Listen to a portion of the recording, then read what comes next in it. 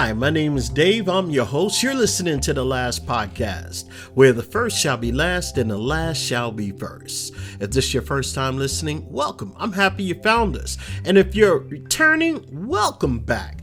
I really appreciate you listening, and I hope you continue to find tips, ideas, and value from listening to this podcast. Today, I want to talk about embracing failure. I know nobody really wants to talk about embracing failure, and it's just something that's been on my mind. Why? Oh, it's very simple. I fail at a lot of things, and why I say that is I find so many ways where things don't work, and I might be trying to do something and I might not be very successful at it because I've found many ways that it will not work, which eliminates process of elimination for me because I have an opportunity to keep on growing, keep on learning, right? So why failure, right? Why do I want to talk about failure? First of all, what is failing?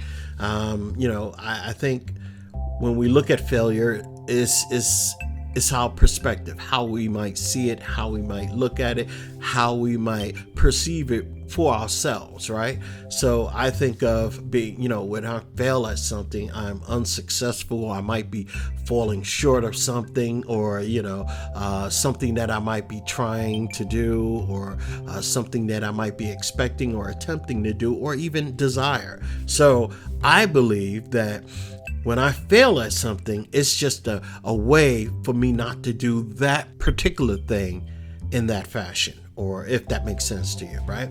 So I really want to talk about something that had me thinking. I don't know why I started to think about this, but when I was 16 years old, I was working for my father, and my father had this after hours club, and I just got tired of working for that scene, so I decided the only way I'm going to move away from him or from the after hour club was to basically jump out on my own, right? Find something where I can do on my own and pave my own road, and that's basically what I did. So one day I found this job. It was selling the New York Post on a street corner. Now, I want to give you a little background about myself. At 16 years of age, I was extremely shy. Didn't want to talk to anybody, so I needed to break out of that shell. And I had my father telling me this every single day. He said, I don't know where you get being this shy and so quiet. Your mother sheltered you. I used to hear it all the time. So I decided to, the funny thing is too, I might have been sheltered, I might have been shy, but when I felt comfortable around you, you couldn't shut me up.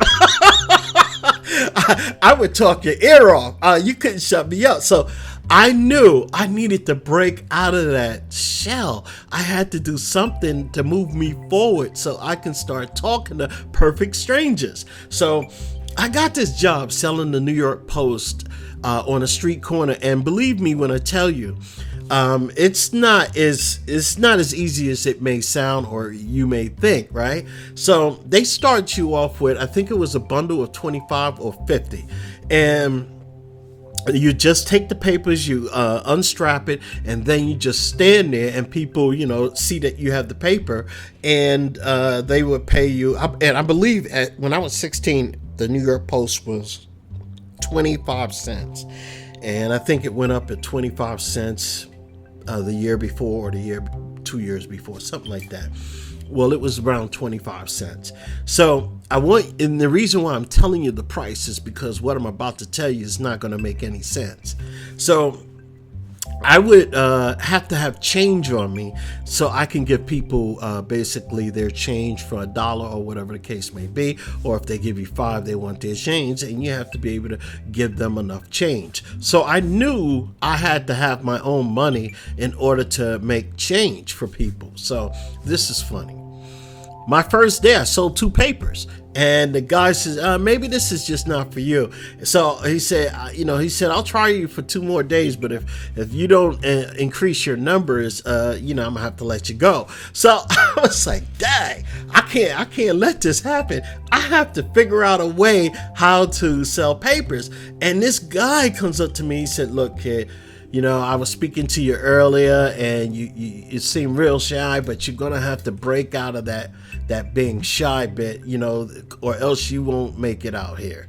So I was like, well, what do you do? He says, well, you got to tell them you have the paper. Everybody has to know you have the paper, and it's important to read your paper, not the paper on the newsstand, not anyone else's paper, but it's important to pick up your paper and read it.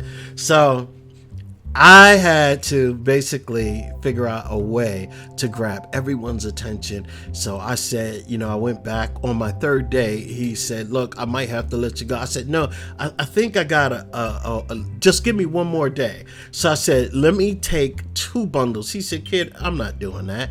So I said, if I sell it fast enough, could I come back and get another bundle? He said, oh, sure, I got to see this. So I took the bundle. And before I got to work, I had bought the New York Post, and I read the New York Post from front to the back cover and knew practically every story there is. And what I would do is say, hey, check it out. And I'll yell about what's in the paper, what people can find. And then if the bus stop people were like, here, kid. And next thing I know, they were just giving 5s, they were giving 1s, and they didn't care about the change. So before you knew it, 40 minutes went by. I'm done with 50 papers. I had to run back, go get another bundle. And before you know, when I got home, when I counted all the money that I had like $90 in tips. So I blew 2 days because I was shy. From that point on, you never heard me be quiet. Every day I was so loud, got the paper, and it got to the point where people wanted to see me yell, wanted to see me wave the papers across my head like I'm crazy, like I'm waving airplanes or something. And it was mad. I mean, the amount of money for entertaining people, because that's what it was. It was entertainment. And I realized that. I said, man, these people are just saying, here's 5, here's 10, keep the change, kid. And I'm like, wow, that was mind blowing. And I know this talk is about failure, but that was a huge success. However, we were getting a stipend for $65 on every Wednesday, and they saw just how much tips people were starting to bring in, that they took away the stipend and you basically had to just work for the tips. Well, eventually when they did that, that's when I left. But anyway, just goes to show you, I kept going back. Those 2 days when I went home, I didn't went home and forget about what I did or how I failed or how I was unable to sell all my newspapers. What I did was say, I need to get out of my shell, in essence, get out of my own way and figure out how could I sell these papers. So I failed my first 2 days and made a big jump thereafter. So I had to shift my perspective so I could turn my failure into a success. Does that make sense? So instead of viewing my failure as a setback, I had a learning opportunity. I took those 2 days and said, what could I change to become successful at selling newspapers? So every failure provided a lesson. And those lessons it gives us, I guess, opportunities to grow and become stronger, become wiser, because I would say become wiser, especially when you go home and you try to figure out, all right, I was being myself and was not really selling anything. And I was being not really myself. I was being less than myself, because myself, my average self, you can't get me to shut up. So what I had to do was be me. Yeah. Forget being scared. Forget, I don't know these people. So it doesn't matter what they think. It doesn't matter what they say. What matters is I can get these newspapers sold and become successful at it. Well, that was a learning curve for me. My first 2 days were a failure, but thereafter it was no longer failing at that. But I went on to move on and do different things. But my point is, understanding failure is normal. I mean, we have to realize by embracing failure, we have an opportunity to grow. We have an opportunity to become stronger and wiser and do all of those awesome things that we really are capable of doing. Everyone fails at some point in their lives. We have to realize whatever it is that we're trying to do, it's okay if we fail. But fail fast, fail hard, so you can learn and grow and become successful at what it is that you're trying to achieve, do, or experience. So that was the whole key of embracing failure, analyzing what went wrong and identifying how you can improve upon what it is that you did wrong or what it is that you didn't do right, so you can make better decisions in the future to become successful. Now, I've learned something, and I continue to learn from my failures. And I don't know about you, but I learn every single day. I learn that it's not really about me. It's about how I can help someone else be all that they can be. How I can help someone else grow and blossom into the wonderful person that they were intended to be. So, in embracing failure, we have to have emotional strength. Yes, we have to have the capability to manage our emotions, and we have to manage them in an effective way. We have to be able to learn how to cope with stress and maintain a positive outlook. And I'm gonna tell you right now, I don't know if you ever worked in customer service. Customer service, some people in customer service, no matter how belligerent you may become over the phone or in person, these people keep it intact and keep it together. Some people, not all. I mean, I've worked customer service, and some people have worked my last nerve. We're to the point where I had to get up, stand up, and woo-saw, take a moment, take a breath, take a breather. Yes, but being optimistic, I'm going to tell you right now, holding hope that you can do better and being positive, having a positive attitude towards life and focus on opportunities rather than dwelling on the mistakes and the problems that, like, for instance, let's say if you're in the sales, right, and you go in and you're doing a presentation and they didn't buy what you were selling. So you go back home and you try to replay what you've done wrong. Instead of, it's okay to analyze what you've done wrong and make improvements, but don't get stuck there. Don't analyze and stay there and bash yourself in the head for the things that you did wrong. Now it's time to dust off your shoes and say, you know what? I did this wrong, but I see here, if I do this would be a whole lot better. It would make my presentation flow and transition smoother into the next phase. Well, that's the same thing with everything we do in life. If it doesn't work, we have to find something that does, right? And that is what we're talking about. Being optimistic, saying, okay, I know that no matter what I do, if it doesn't work this way, if it doesn't work that way, I'm going to keep a positive frame of mind, and I'm going to make sure that I jot down what it is that I need to do and make sure that I can move forward, right? So I want to do that. I want you to do that. I want you to not get stuck and say to yourself, man, I should have did it this way. Oh, man. No, don't get stuck with that. Just know next time you can do it that way. And if it doesn't work, You know you got 2 ways that it don't work, 2 ways that you're not going to do it again, and you have to keep going, moving forward, keep putting that foot forward. All right, so that is pretty much why I talk about embracing failure, because failure gives you that opportunity.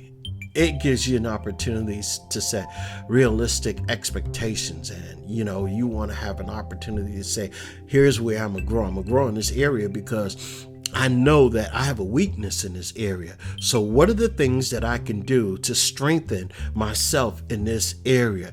So you have to say, all right, I know I'm not perfect, but how could I become better at doing this so I can make sure I do well when I'm trying to help others? Does that make sense?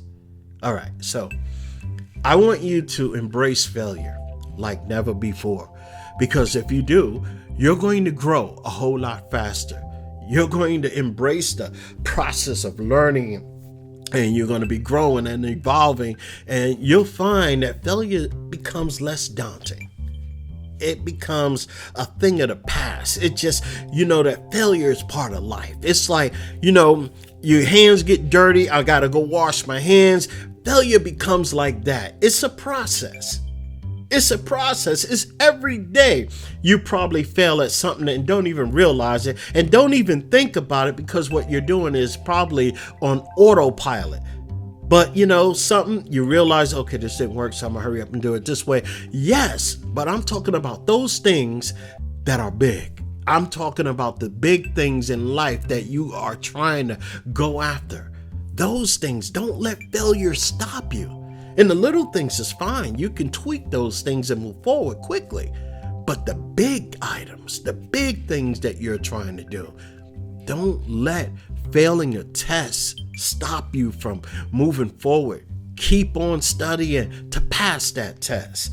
Don't let you being turned down from a job stop you from keep going and moving forward in the field that you want to work in. Keep going. See how you can become an asset and show how valuable you can be to that company or to the next company that you try. Am I offering enough value in my resume? How do I look when I go to this job offer? Is my teeth clean? Is my hair properly groomed? Is my clothes pressed and looking clean? And am I looking sharp? Do I hold my head up high? And do I be there in the moment, looking them straight in their eye? Because you want to know why you want to look them straight in their eye? Because you just like them. That's it. They're a person, you're a person. Forget the titles in the room for a moment and know that this is your time. You were meant to be successful, because that's what it's all about. It's about you being resilient, being adaptable, being better equipped to handle your challenges in life. So whatever it is that you're going after, whatever you're trying to achieve, know that you can embrace failure and let it become part of your ongoing process to achieve whatever it is that you're trying to achieve. Hey, I know that we have to live in reality, and I know that failure is an inevitable part of our life. But I'm gonna be honest with you. It doesn't have to be a break moment for us. And what I mean by that, it doesn't have to stop our motion. It doesn't have to stop our progress. It doesn't have to stop us from moving forward. We are resilient people. We are successful. We are tenacious. We keep going no matter what.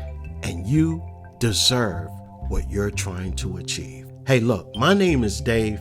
You're listening to the last podcast. I hope that, you listen to something, and I hope it resonated with you, and I hope you just go out there and embrace your failures and just keep moving forward, because let me tell you something. We need you. We need your ingenuity. We need your mind. We need your beautiful smile. We need your intelligence in this world. And we need your heart, your compassion, your drive to succeed. We need it. So show up for yourself. I told someone this the other day. I said, I see you work hard on your job, but I want you to also work equally hard, if not harder, on yourself. Because you can work hard all day long for someone else, but when your body fails you, you're no good to yourself or anyone else. When your mind fails you, well, you're going to become a dependent for someone else. And most likely it'll probably be the state. And if you gain the whole world and lose your soul, what have you really benefited from? So what I'm trying to say with that saying, you have to have balance. Make sure whatever you do in life, play hard, work hard, but have balance. Have work-life balance. And make sure that you give your attention to all your loved ones, because you never know when they won't be here. Hey, again, my name is Dave. You're listening to the last podcast. It's been a blessing to actually speak with you today. I hope you take what I spoke about today and with a grain of salt and just, move forward with that idea of embracing failure, because, failure is just a process of life. It's just like when you take a breath. It's just like you get up in the morning. It's failure. Let me fail at something today. Have that attitude.